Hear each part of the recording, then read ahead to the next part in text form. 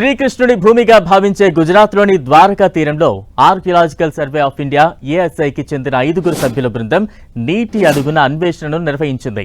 గుజరాత్ తీరంలో సముద్రంలోకి దిగి 4000 ఏళ్ల పురాతన నగర రహస్యాలను ఛేదించే లక్ష్యంతో ఈ పరిశోధన ప్రారంభించినట్లు సాంస్కృతిక మంత్రిత్వ శాఖ తెలిపింది. సుందర ద్వారకపై దాదాపు 2 దశాబ్దాల తర్వాత Archaeological Survey of India ASI అనుబంధ విభాగమైన underwater archaeology UAW Arabia సముద్రంలో శోధనలు ప్రారంభించింది. కృష్ణుడు నడయాడిన నేలకు సంబంధించిన మరిన్ని విశేషాలను బాహ్య ప్రపంచానికి తెలిపేందుకు రంగంలోకి దిగింది.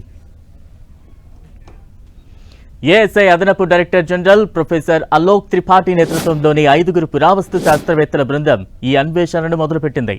ఈ 5 బృందంలో 3 మహిళా ఆర్కియాలజిస్టులు అపరాజిత శర్మ, పూనం వింద్, రాజ్ కుమారి బర్బినా కూడా ఉన్నారు.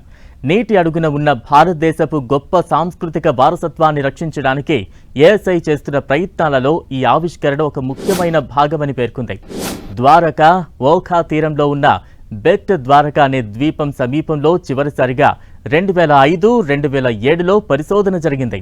అప్పటి నుంచి ఏఎస్ఐ ఈ పనిని నిలిపివేసింది.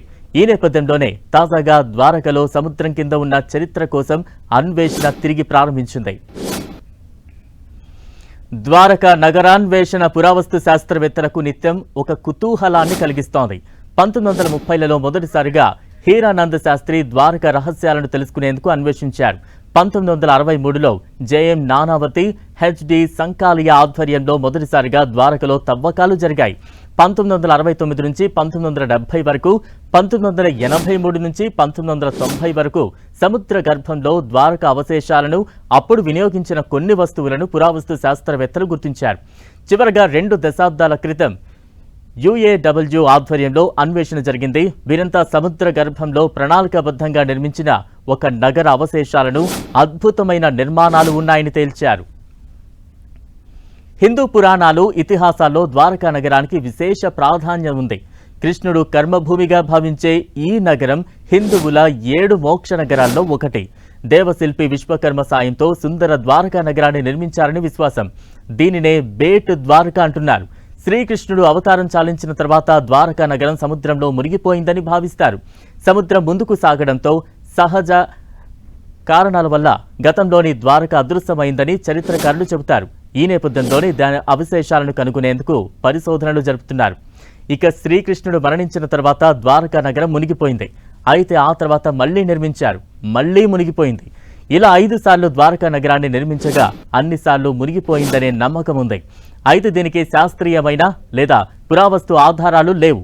ప్రస్తుత ద్వారకా నగరం పురాతనమైనదేనా లేదా ద్వారక అనేది మరెక్కడైనా ఉందా అనే చర్చ కూడా జరుగుతోంది. పరస్పర విరుద్ధమైన అభిప్రాయాలు, సంప్రదాయాలతో పాటు ప్రస్తుత ద్వారకా నగరం చుట్టూ ఉన్న దేవాలయాల శిథిలాలు ఈ చర్చకు ఆజ్యం పోశాయి. మరోవైపు ద్వారకా నగరంపై ప్రజల్లో పలు సందేహాలు ఉన్నాయి. శ్రీకృష్ణుడి ద్వారకా నగరం ఇదేనా?